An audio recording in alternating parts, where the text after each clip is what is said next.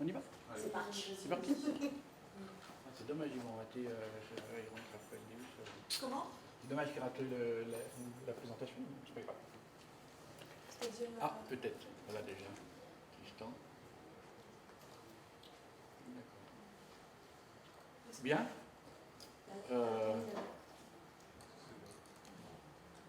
Je vais tenter de prendre la suite. Donc je suis.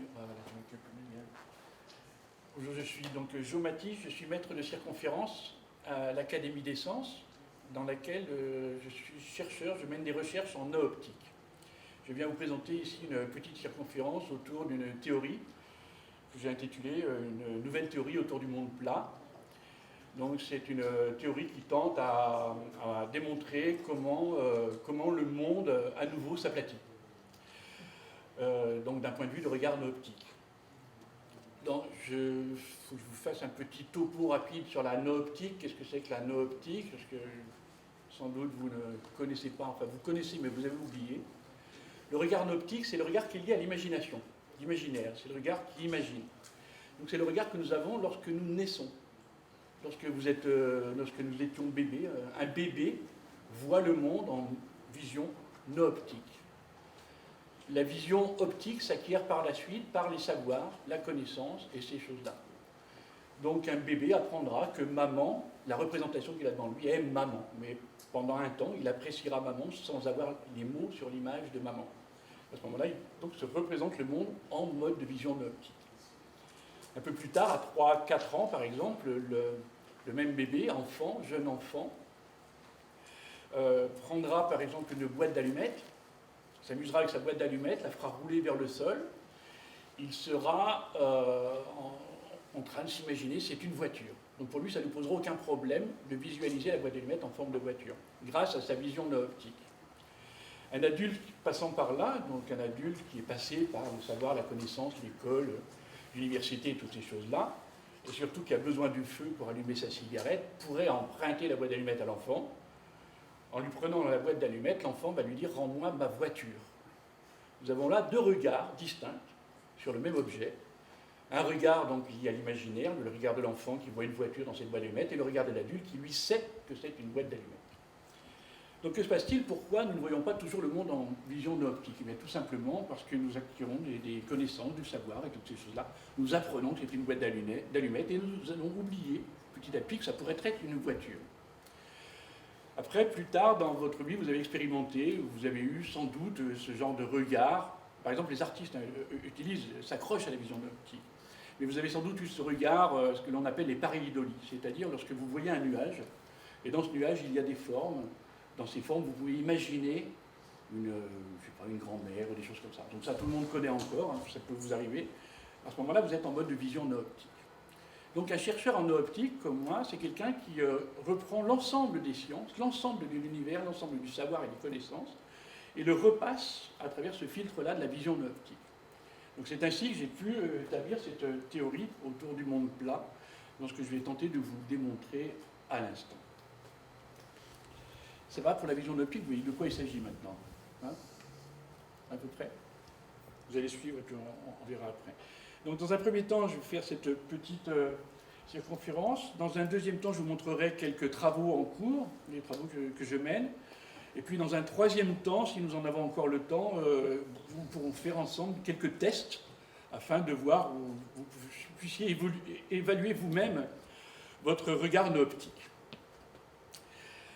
Alors, voilà, petite circonférence. Alors, une circonférence, c'est quoi? Une circonférence, en tant que chercheur, je prends ce thème de circonférence. Pourquoi? Je prends un sujet, je le mets au centre de la piste, et ensuite je fais le tour de ce sujet, exactement comme un artiste de cirque, en faisant jonglage d'analogies, dressage d'hypothèses et autres choses comme ça. Le tout est de retomber sur ses pattes. Donc, cette petite circonférence que voici. Comme tout sujet d'étude, au moins en optique, tout commence par une question.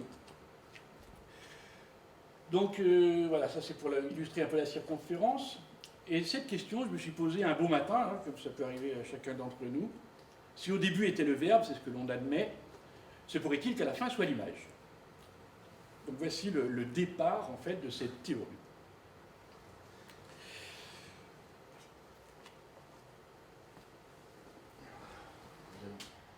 quelques petites installations courtes. Voilà. Histoire de...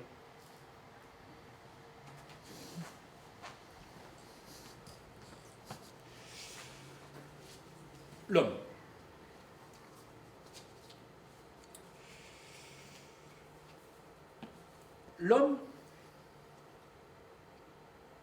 L'homme est, de par sa nature même, ainsi bien dressé, les yeux en face des trous, le regard devant lui, un être conquérant. Parce qu'il veut toucher avec ses doigts l'image que ses yeux touchent avec leur regard.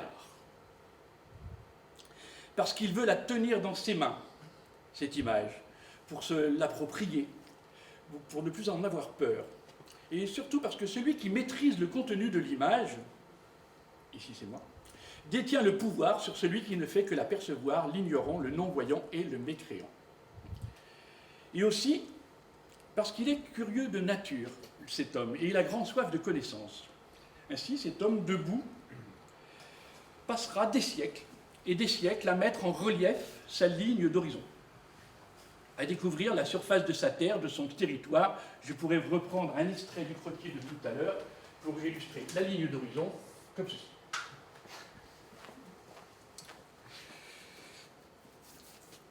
Alors, pardon, je suis là.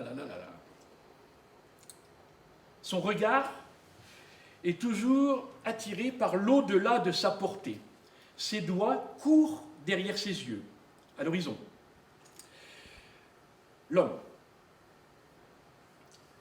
est tout à fait adapté à cette direction horizontale, physiologiquement. Le regard vertical, lui, est pendant très longtemps le domaine réservé à Dieu.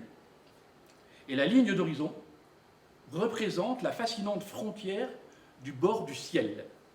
Il avance donc ainsi,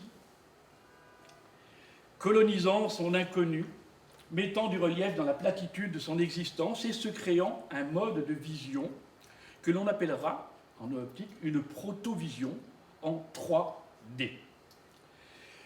D, premier D comme derrière, de là où on vient. Second D comme devant, vers là où on se dirige. Et le troisième D, je vais vous les montrer tout à l'heure, à la verticale, que l'on n'en nommera pas une seconde fois. Le sacré, la force, la fécondité, hein, vous allez le voir, ça marche aussi dans le désordre. Hop. Serge Martineau parle ici de la crucifixion du monde. Et depuis que les civilisations existent, depuis que nous savons marcher, toute notre histoire est pétrie de faits d'armes des plus grands conquérants. C'est la grande histoire de la colonisation qui commence. Avec, très rapidement, ici, représenté Odzi. Odzi, vous vous rappelez, c'est cet explorateur qu'on a retrouvé congelé, donc c'est le plus ancien explorateur connu, apparemment, l'homme des glaces. Ici, Gengis Khan. Gengis Khan, c'est lui qui découvre des plaines et des montagnes et des territoires. Gengis Khan a un appétit d'ogre de territoire et d'inconnu. Nous avons ici Christophe Colomb, vous voyez le bras tendu toujours. Christophe Colomb, c'est lui qui découvre l'enfant de poisson. Ici, nous avons une carte du monde avec cette vision étoilée, une carte du monde qui date du XVIe siècle. Alors c'est intéressant le XVIe siècle. Pourquoi ? Parce qu'à partir de cette époque, en fait, donc on va situer ça plutôt vers le milieu du deuxième millénaire, notre homme conquérant a déjà fait plusieurs fois le tour du propriétaire qu'il est devenu. Il s'y promène à son aise. L'essentiel des territoires est désormais découvert et approprié depuis son Occident jusqu'au plus profond de son Orient. L'orientation. L'horizon n'étant plus un mystère, il va donc réorienter ses recherches.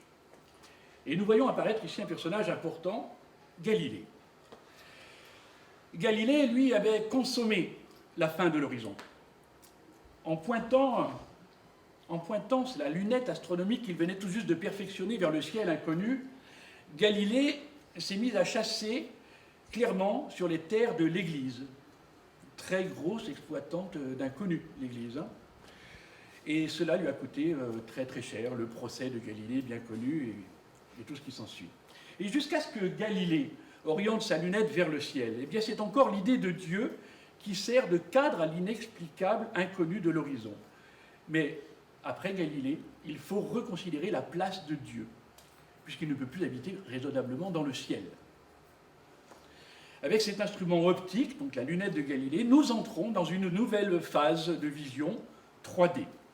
Car à partir de Galilée, eh bien, ce sont les instruments optiques qui vont devenir les nouveaux outils de découverte d'inconnus. Et ce sont eux qui vont déterminer le cadre des recherches, aussi bien pour ce qui est de l'infiniment grand, le dessus, de ce qui est de l'infiniment petit, le dessous.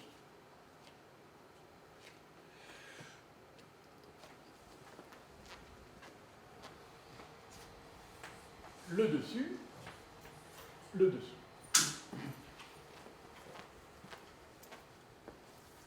Donc maintenant, nous avons fait le tour de notre Terre, nous admettons la sphère et nous quittons définitivement la vision plate de l'horizon.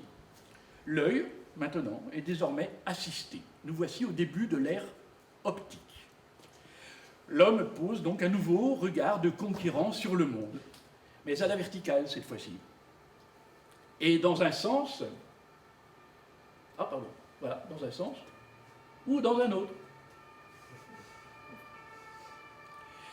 Bon, pour ce qui est de l'espace, la véritable exploration spatiale,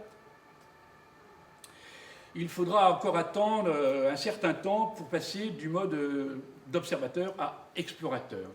5 siècles. 5 siècles entre poser son regard et se risquer à jeter un œil. Et c'est en 1957 que tout va s'accélérer. L'homme décide alors de jeter un œil hors de son orbite. Alors tout d'abord, Spoutnik, c'est un œil aveugle. Il ne voit rien, Spoutnik, c'est juste pour voir si ça marche.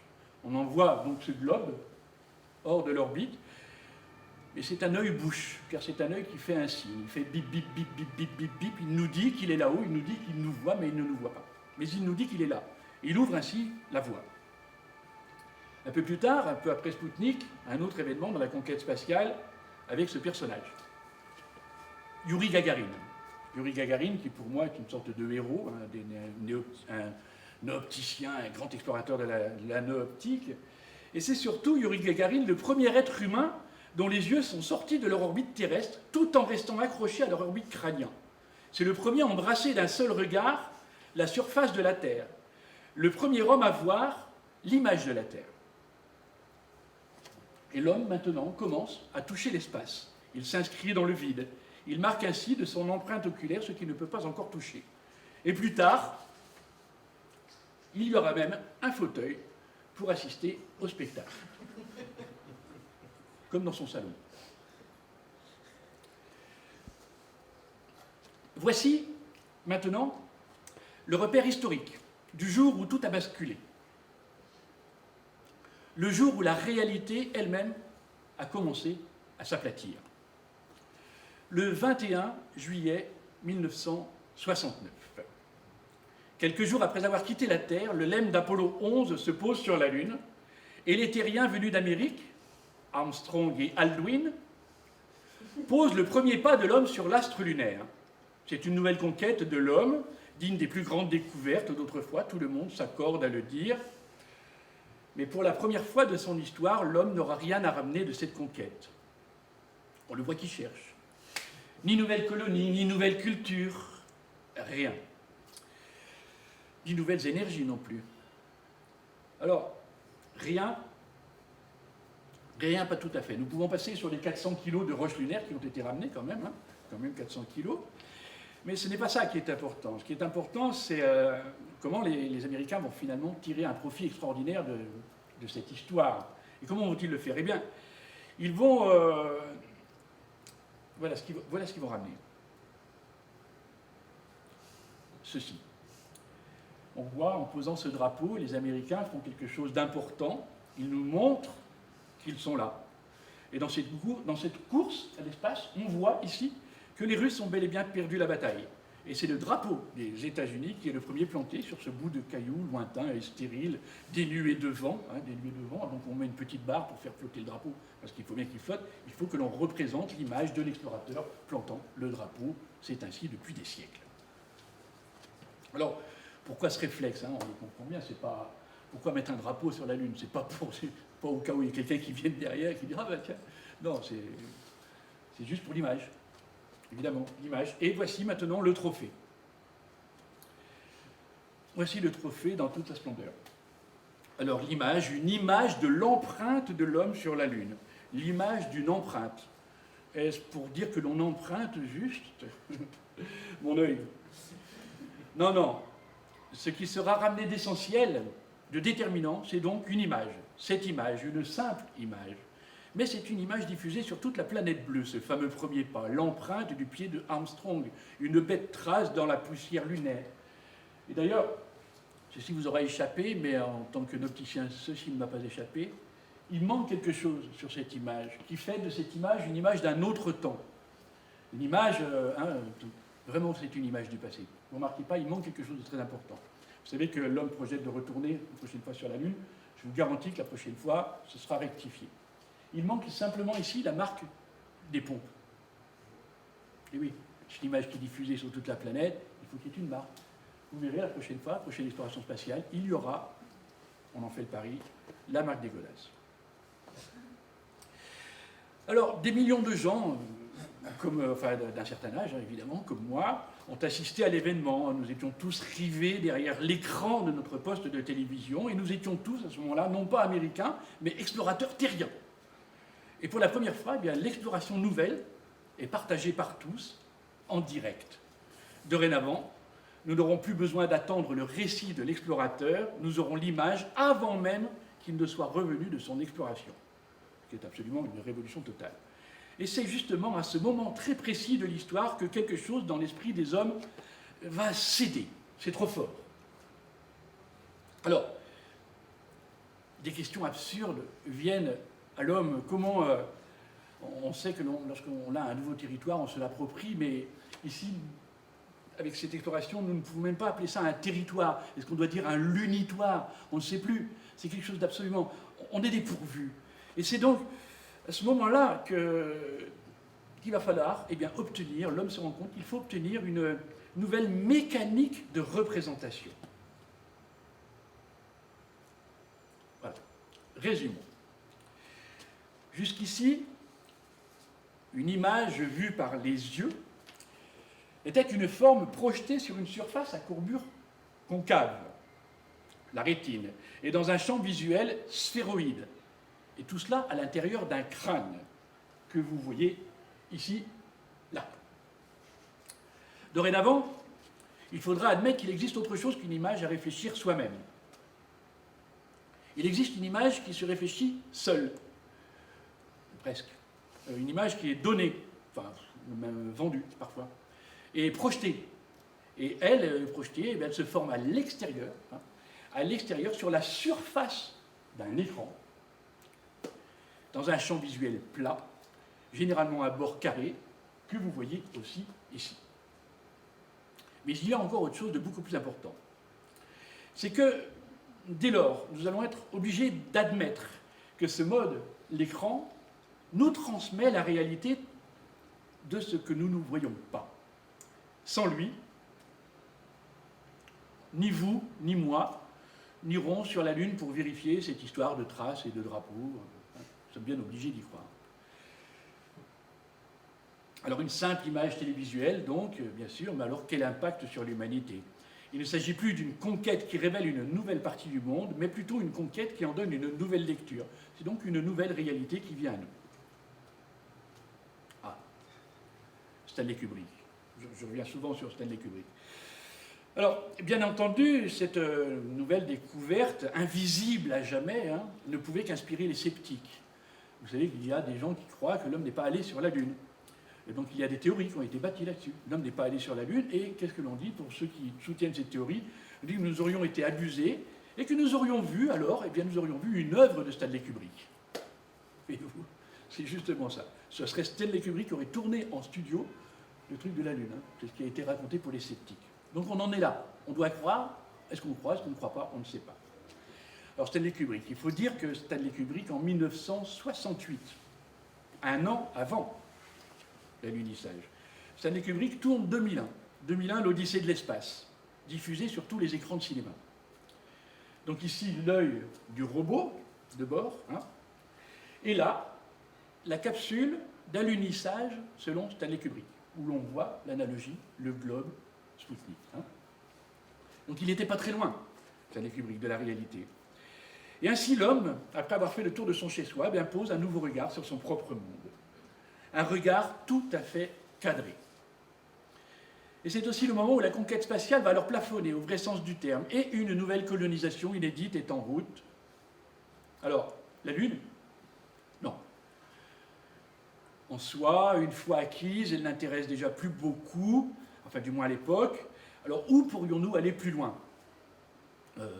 Mars? Non, à cette époque, pas encore, c'est beaucoup trop loin. Maintenant, on commence à y penser, mais c'est pas pour demain. Hein. Non, il y a une nouvelle colonisation, quelque chose de beaucoup plus intéressant, beaucoup plus important, vous voyez. Il s'agit maintenant d'exploiter le formidable impact de la diffusion massive d'une image. Et la colonisation de l'imagination se met en route. La course aux satellites est lancée dans la foulée. Les satellites, ce sont des miroirs. Ce sont des miroirs, hein. Justement, je reviens un peu sur ce que je disais tout à l'heure. Ce sont des miroirs qui réfléchissent de l'information pour nous. On envoie, tac, et ça diffuse. Alors l'homme envoie des satellites et des satellites tout autour de la Terre. Et avec cette couverture satellitaire, le globe terrestre va alors progressivement se recouvrir d'une sorte de cornée, sous laquelle les images produites vont se réfléchir et redescendre pour se rediffuser sur la Terre entière. C'est ce que j'appelle la cataracte terrestre. Et si le globe terrestre est de plus en plus semblable au globe oculaire, la Lune, elle, devient un peu le bout du nez de la Terre. Et, j'ai mon effet. Et ça devient le bout du nez de la Terre. Et sa conquête est à l'image de l'homme lorsqu'il ne voit pas beaucoup plus loin que le bout du sien. Ah, alors ça c'est un mémo, c'est pour qu'il boive un peu d'eau. Voilà. Sinon, on oublie. Voilà.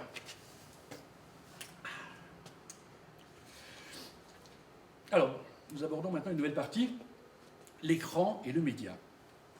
Alors, simultanément à la conquête spatiale, nous avons vu arriver un nouvel outil, un outil formidable de captation de regard, un outil de diffusion massive de propagande, vous l'avez reconnu, la télévision. Donc à son début, hein, pour ceux qui l'ont connu, ça évoque des souvenirs. La télévision. C'est par elle que nous allons désormais recevoir la réalité vraie, en temps réel, grâce à l'instantané. Bienvenue dans un monde objectif. Un flot d'images va s'abattre sur nos rétines et nous ne saurons plus où donner de l'iris. L'inconnu est à notre portée, dans le salon, dans la chambre, il suffit d'appuyer sur le bouton pour le voir. Comme pour ne plus le voir, il ne faut jamais l'oublier. Pendant des siècles, avant la télévision, l'image du soir à contempler, à méditer en famille, en couple, à la tombée de la nuit, c'était la Lune. C'est bien ça? C'est bien ça. La Lune.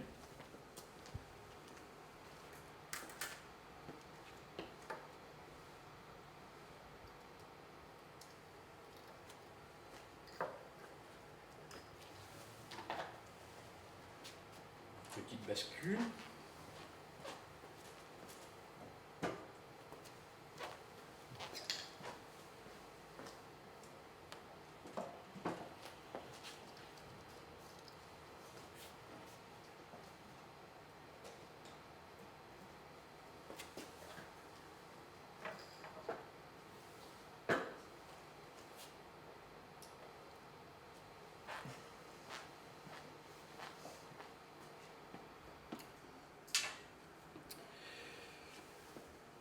Mais à partir du moment où la Lune est entrée dans la boîte carrée, c'est le journal de 20 heures qui a pris le relais.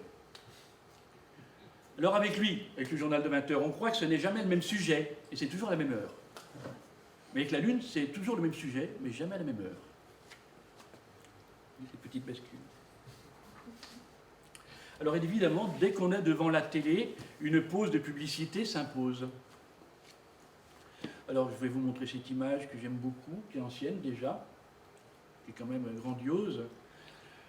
Donc, l'affiche du Salon mondial de l'automobile en 2006, ça date un peu, mais c'est juste pour vous situer, c'est 9 ans après le protocole de Kyoto, en 1997, et 3 ans avant celui de Copenhague, 2009. Donc, c'est un moment où on dit quand même l'énergie, on est conscient de l'énergie, voilà comment on représente le Salon de l'auto. Alors, au Salon, publicité. Au Salon, cette année, vous pourrez voir des camping-cars tout équipés. Véritable extension de votre salon, avec possibilité de personnaliser vos sièges et rideaux comme vous le feriez dans votre maison. Vous serez confortablement assis derrière un pare-brise Sécurite, d'où vous pourrez voir le monde se dérouler devant vous, comme dans votre salon. À vous l'aventure bien au chaud, à vous l'écran interactif. Fin de la publicité.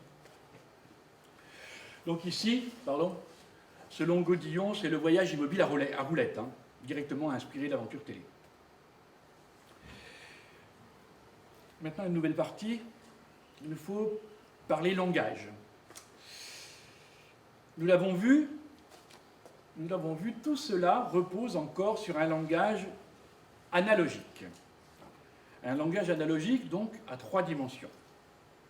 Donc, trop complexe. Trop complexe, pourquoi? Parce que trop complexe et trop long, surtout trop long. Il va donc falloir se doter, vu la masse d'informations, le flux, d'un langage plus rapide pour contenir et diffuser de telles masses d'informations. Et c'est bien grâce à un nouveau langage que la véritable révolution de la communication va avoir lieu. Il s'agit du langage binaire. Alors, le langage numérique. Le langage numérique, langage binaire, 0 ou 1, hein, donc langage digital opposé au langage analogique. Alors, digital, pour faire un petit peu d'étymologie, digital vient de doigt, analogique vient de... Eh bien non, ce n'est pas logique. Analogique, nous l'avons vu, c'est 3D. Et avec le numérique, nous retournons au binaire. Ce monde en 2 dimensions que nous avions quitté il y a 900 millions d'années, lorsque nous n'étions que des bactéries. Et oui, si on revoit bien le monde, le mode de reproduction des bactéries était la division des cellules. Hein, division des cellules, une cellule, pouf, on la divise, tac. Et plus tard, nous avons fait un sacré bond, puisque nous sommes passés à la procréation. Alors, petite démonstration, c'est-à-dire qu'au lieu de diviser, nous avons additionné. Donc, autrefois, une cellule que l'on divise en 2, hein, on pourrait même faire ça, ici, pourquoi pas. Nous avions ce premier mode qui était 1 divisé par 2, donc est égal à 2, langage binaire, une cellule que l'on coupe en 2 est égale à 2 cellules, et ensuite, lorsque nous sommes passés à la procréation, eh bien, nous avons ajouté. Nous avons donc fait 1 plus 1, et là, c'est égal à 3. Donc vous voyez que sur des bases mathématiques, on peut commencer à remettre un peu tout à plat, assez sérieusement. Alors, ce système ternaire, hein, 1 plus 1 égale 3, qui nous intéressait, que j'ai démontré jusqu'alors, eh bien là, nous revenons sur un système binaire. Alors, il faut remarquer une chose. Il faut remarquer que seul le système ternaire fait vraiment du 9. Et oui. Par 3 fois 3. Le système binaire, lui, recycle.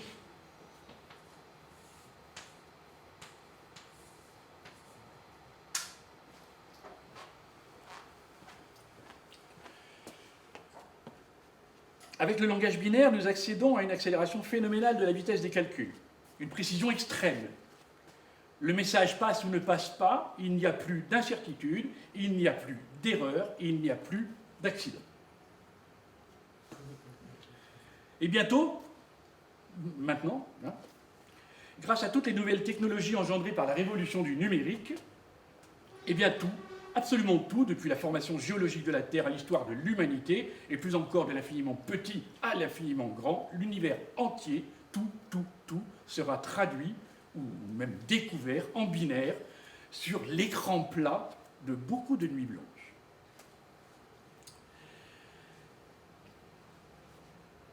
Internet, un peu plus tard, Internet va devenir le fer de lance de cette révolution. La diffusion massive. Et d'ailleurs, avec ces 2,5 milliards de connexions permanentes à travers le monde, c'est un chiffre qui date un peu, hein, maintenant il a été multiplié. Je ne devrais même pas aventurer sur ce chiffre parce qu'il est colossal. Ce réseau s'apparente par bien des aspects au fonctionnement des neurones de notre cerveau. Là-dedans, il y a quand même 100 milliards de neurones. Donc on y est bientôt, hein, mais l'Internet n'est pas loin de ça. Hein. Avec ce que nous appelons la toile, nous sommes donc en train de vivre ce qui s'est produit il y a 70 000 ans, lorsque les hominidés se sont dotés du néocortex. Là, c'est notre planète tout entière qui se dote d'un nouveau système d'appréhension du monde.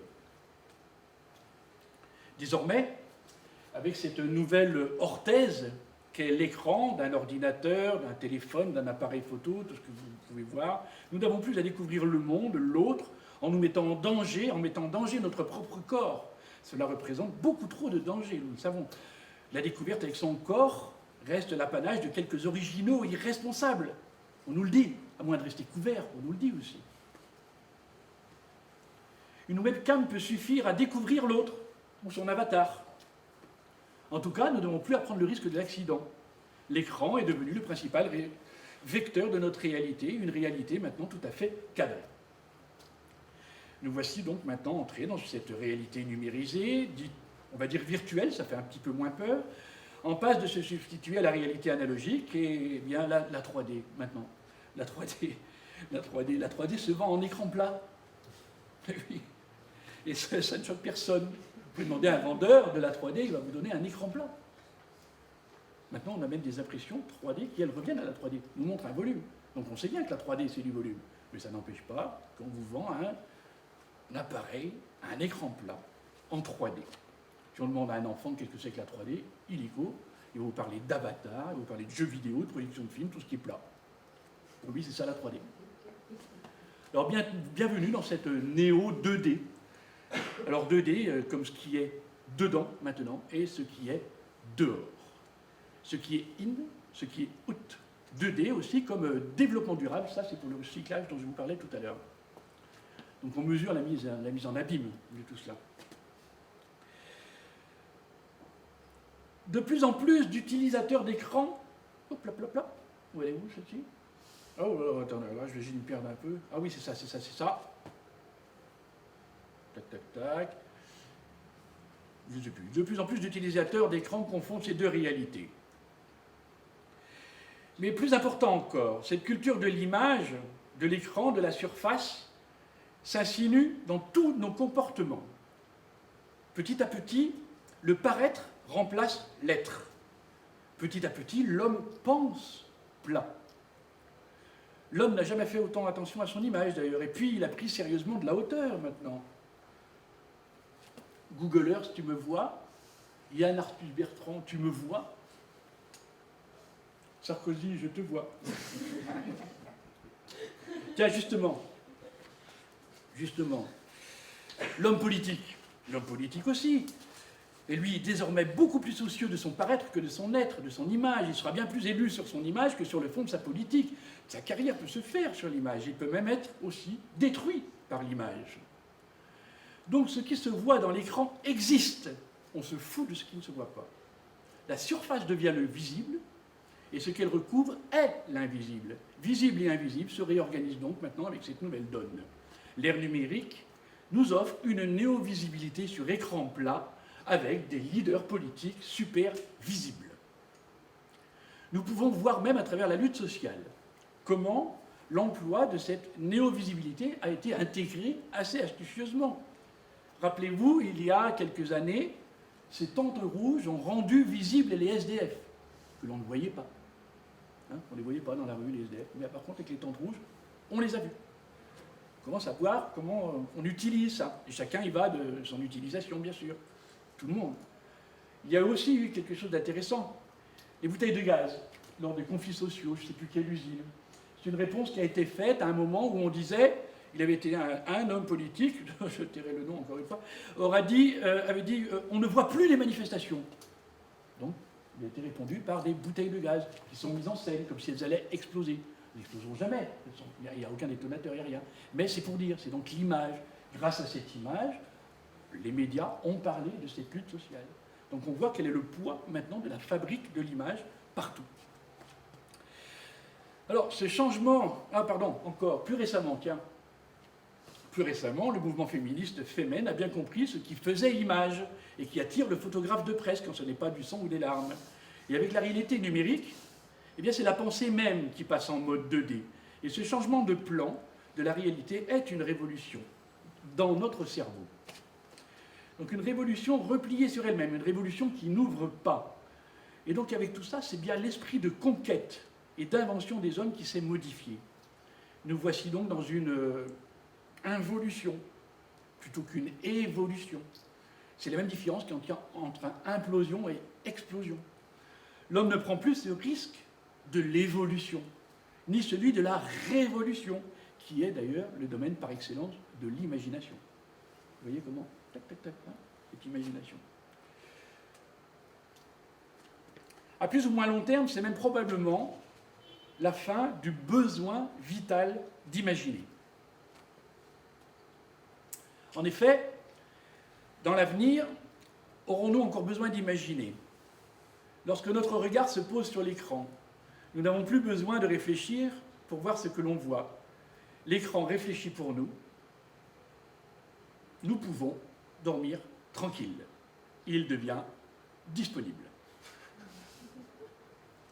Beaucoup d'entre nous, déjà, ne voient plus le monde qu'en 2 dimensions, à travers un arsenal optique impressionnant. L'écran, ces images cadrées, choisies, censurées, elles sont partout, entre regard et réalité. La prolifération d'appareils photo, de vidéos numériques donne chaque jour une nouvelle image du monde. Chaque image numérique du monde est un pixel de l'image collective que les hommes se font du monde. Je ne sais plus qui est-ce qui a dit ça. Oui, c'est moi. Donc c'est sans doute à cause de cela que le monde s'aplatit vraiment.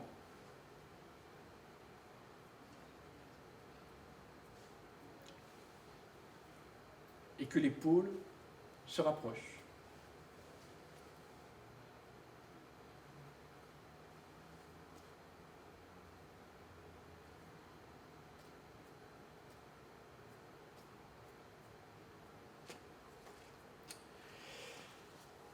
Donc, voilà, fin de cette première grosse partie, plutôt sur la théorie autour du monde plat.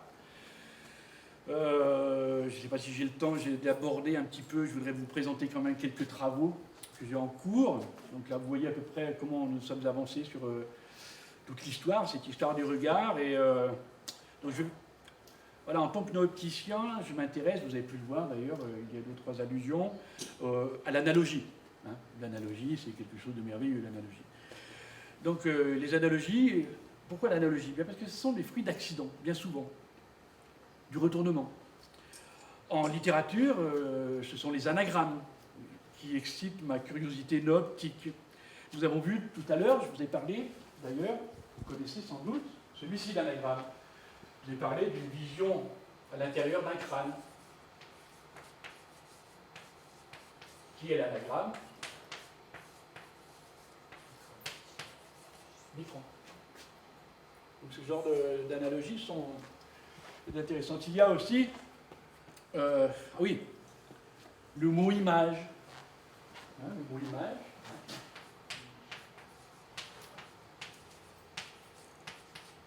Vous connaissez.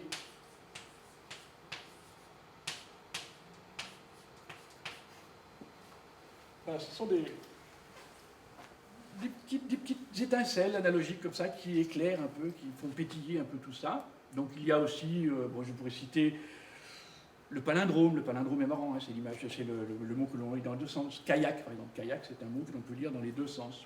Eh bien, palindrome, anagramme, ne sont pas réservés à la littérature. Il y a l'image aussi produit. Hein, l'image produit son équivalent anagrammique. Et c'est ce qui m'intéresse, anagrammique ou palindromique. Alors, comme une image palindromique, vous connaissez celle-ci. Hein, le vase-visage, vous connaissez sans doute, hein, elle est absolument connue. On peut voir un vase, on peut voir un visage. La voici dans une version plus moderne, un peu plus troublante celle-ci. Donc ce n'est pas vraiment le vase, le visage, mais vous voyez deux visages, un profil, une face. Il commence à y avoir une espèce de distorsion un petit peu des choses. On peut choisir ce que l'on regarde sur ce genre d'image. Donc c'est ça qui est intéressant. Et je vais maintenant vous parler, à travers ce prisme, de quelque chose que j'ai observé, ce que j'appelle les échos visuels analogiques. Il existe dans l'actualité, dans le monde, il existe des sortes de percussions, des choses qui viennent on ne sait pas comment, des hasards, des beaux accidents, qui produisent ces échos visuels analogiques, les EVA. Alors, par exemple, ici nous avons la carte du monde établie par Hérodote au IVe siècle avant Jésus-Christ. Vous pouvez voir déjà quand même, c'est quand même impressionnant. IVe siècle avant Jésus-Christ, Hérodote est capable de construire ça. Mais évidemment, ça vous cause peut-être à vous déjà d'une certaine image, parce qu'on la connaît, cette image, à l'époque, Hérodote ne la connaît absolument pas. Celle qui suit, c'est celle-ci. Donc on peut remarquer l'analogie. Ce qui est étonnant, c'est qu'Hérodote ne la connaissait pas. Enfin, la connaissait pas sous sa forme tranchée et plate, en tout cas. Lui-même, d'ailleurs, une petite analogie, vous la connaissez aussi, bien sûr, entre ces deux-là, qui ne nous apporte pas grand-chose, mais qui est plutôt marrante. Nous avons ici une analogie aussi intéressante, donc c'est une météorologie, une photo météorologique, l'œil du cyclone. L'œil du cyclone, nous sommes au-dessus de la mer des Açores, donc nous sommes très très haut. Si nous descendons tout en bas, nous passons la barrière de l'eau, nous allons profondément dans l'eau, au plus profond de l'eau, nous allons rencontrer cette chose-là. C'est un œil de calamar géant. Et où ? Fermé, ouvert. Fermé, tac, hop, voilà, ouvert. Ah, 2009-2010, nous avons eu une période. Alors pourquoi ? Je ne vais pas vous dire pourquoi. 2009-2010 a été marqué par le masque, visage masqué. Ça commence par le 20 juillet 2009. Sort le décret d'interdiction du port de la cagoule. Vous vous rappelez de ça ?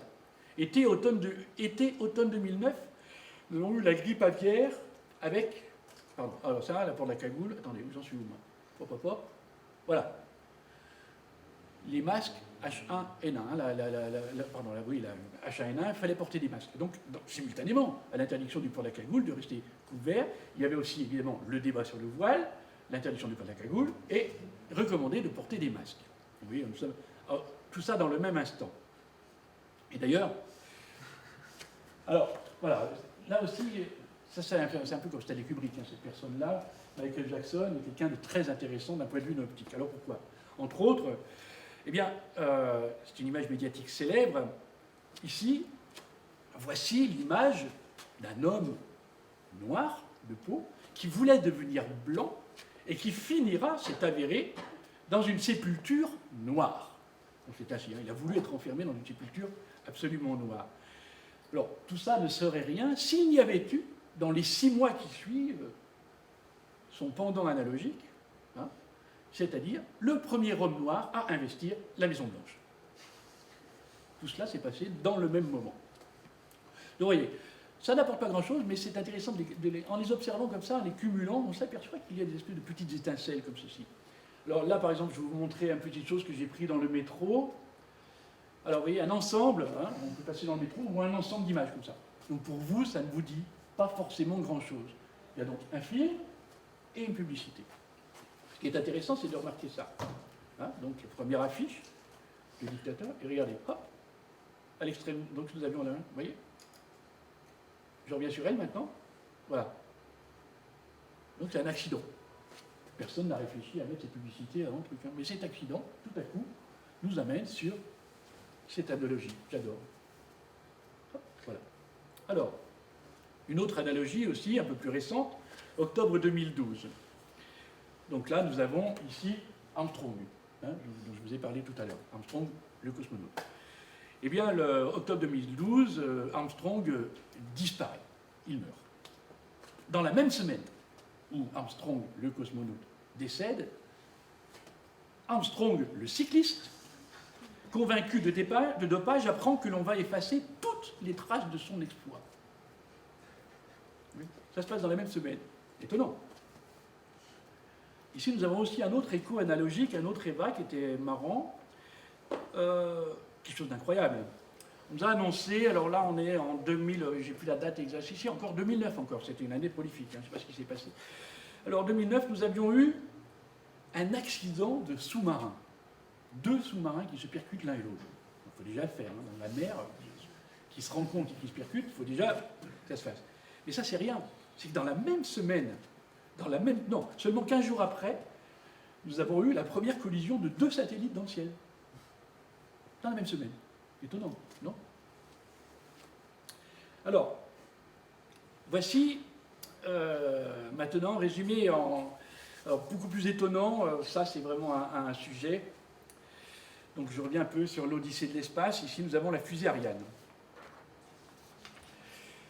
Donc là, celle-ci, vous allez le voir, est quand même stupéfiante. Cette Eva, là, quand même, moi, voilà, c'est un peu un modèle. Donc là, nous avons ici, bien sûr, l'image glorifiante de la colonisation phallique in orbite de l'homme vers la conquête de la maîtrise de l'image, hein, comme je vous l'ai rencontré, l'Odyssée de l'espace, quoi, 2001. Et voici comment une image terrible, 2001, est venue pirater très violemment cette image. Vous voyez ? Donc ici, un nuage blanc, l'engin s'élève, ici, un nuage noir, l'engin s'effondre. Donc nous avons sous un autre angle, vous voyez, tac, la navette, hein, donc des analogies d'images étonnantes. Voilà. Je la remonte encore un petit peu. Voilà. Et voilà. Donc voilà, ces 2 images-là, ces cumulations d'images sont très haut dans l'échelle de l'impact des images. Hein. Elles sont saisissantes. Tout le monde peut dire c'est une des images les plus saisissantes de ces 20 dernières années. Un autre exemple saisissant. Ah, normalement j'ai mon téléphone. Vous n'avez pas un smartphone? Il faudrait un smartphone.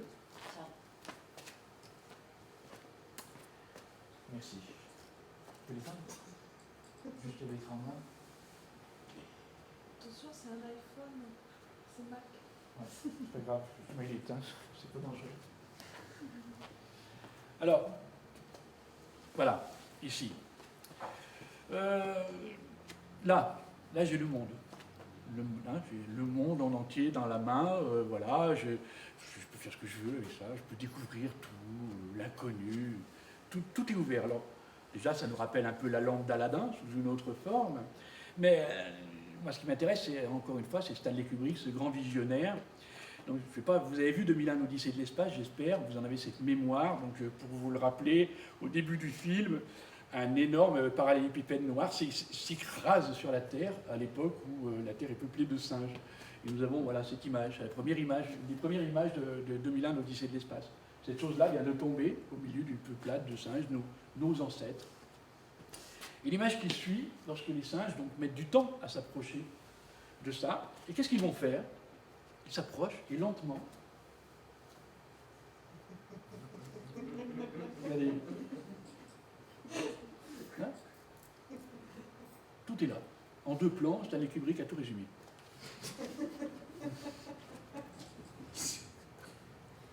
Alors, voilà. En s'arrêtant sur cette photo, maintenant, je pense que voilà, c'est à peu près les travaux sur lesquels je suis. Je vais vous rendre ça. Donc, si ça vous intéresse, maintenant, je peux vous proposer 2 ou 3 petits tests que j'ai l'habitude de passer pour voir si où en êtes-vous vous-même de votre vision de l'optique. Si ça vous intéresse, on peut faire ça, on a le temps. Ouais. Alors, voilà. Alors, voilà. Donc, je vous l'ai dit, hein, c'est l'histoire des gymnastiques du cerveau. Donc, maintenant que je vous ai bien ouvert un petit peu le cerveau, est-ce que vous êtes capable de lire ça? C'est connu, hein. Donc il y a plusieurs choses que je vais vous montrer, certains connaissent, peut-être pas. Donc voilà, vous y arrivez? Quelqu'un éprouve la difficulté? De l'aide? Non? Ce texte sert à prouver que notre cerveau peut faire d'impressionnantes choses. Ça va? Ça suit? Est-ce que tout le monde le voit? Oui. Oui? Oui, ça va? Vous l'avez vu? Hein, donc au début c'était difficile, mais maintenant, à partir de cette ligne, votre esprit est en train de lire ceci automatiquement, sans même y penser. Et si vous pouvez comprendre ce message, il y a des messages, c'est écrit, là on n'y est plus du tout. C'est plus du tout les lettres, on sait le lire. Ne dites à personne ce qu'il signifie. Voilà, donc au bout de quelques moments, notre cerveau a cette capacité très rapide de faire un nouvel apprentissage et de voir quelque chose qu'il n'était pas capable de voir la fraction de seconde qui précède. Donc, voilà. Après, il y a ce genre d'image aussi, moi, qui m'intéresse beaucoup. Donc, je ne sais pas, qu'est-ce que vous voyez? Vous voyez quoi?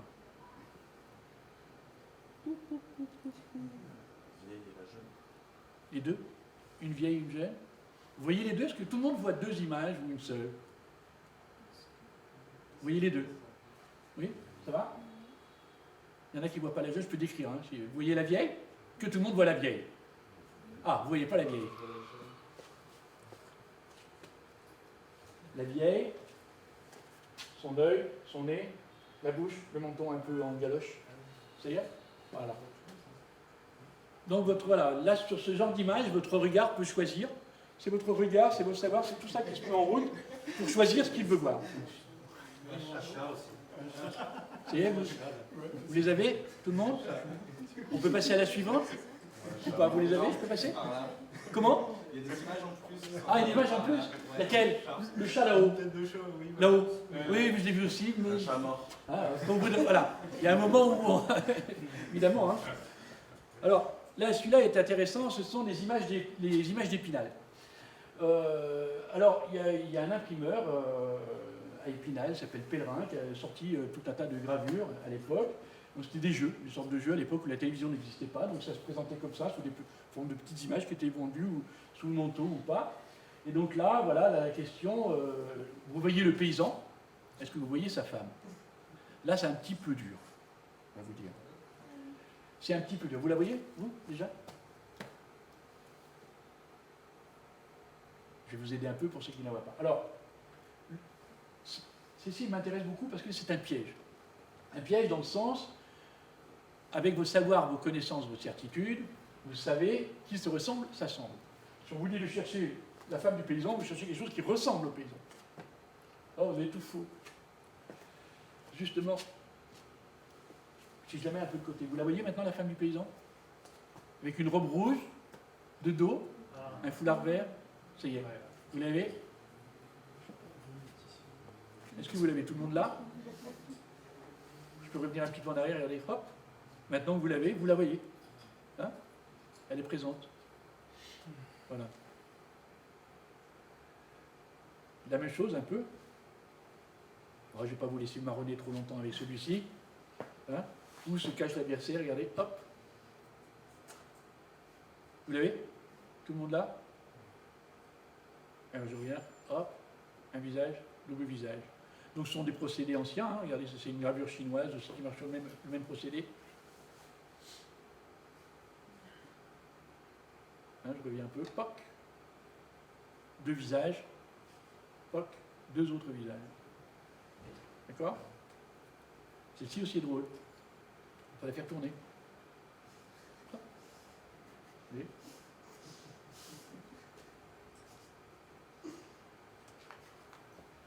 D'accord? Le Cosaque, on avance. Ah!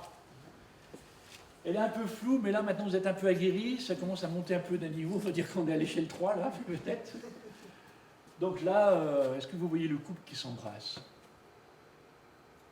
Là, ça commence à devenir un petit peu ardu, mais voilà. Avec un peu d'entraînement, maintenant, ça y est, on y est. Hein. Donc ça nous permet de voir comment le cerveau, finalement, ce regard optique, il est là, il est au fond de nous. Il ne faut pas grand-chose pour l'exciter un petit peu. Alors le couple qui s'embrasse, hein, il est là, l'endroit du baiser, l'homme, la femme ici. Vous les voyez? Bouche contre bouche, les deux visages ici. Ça va maintenant? Vous les avez? Tout le monde les a? Encore une autre petite. Ah, l'âne et le bellâtre. Vous voyez l'âne? Hein? Moi j'aime beaucoup. Donc ce sont des vieilles gravures un peu plus coquins, marrantes. Puisque nous sommes dans le coquin, allons-y. Donc celle-ci aussi qui est plutôt intéressante. Ça va, je vous laisse apprécier encore un peu ou... Non? Je passe. Alors voilà, des petites séries qui sont intéressantes. Là, il y a une petite série qui revient très souvent. Donc là, vous voyez, bien sûr, en premier lieu, vous voyez cette dame avec son chapeau sur la tête. Vous devez apercevoir la tête de mort. Hein? Donc voilà, une autre. Même procédé. Une autre. Ah, plus plus floue, mais quand même bien là. La femme, moi je l'adore, hein, la femme dans le miroir, magnifique. Celle-ci, le Pirot. Et voilà, ici, la fin de mon petit exposé. Et je vous remercie d'avoir suivi jusqu'à là. Voilà, merci.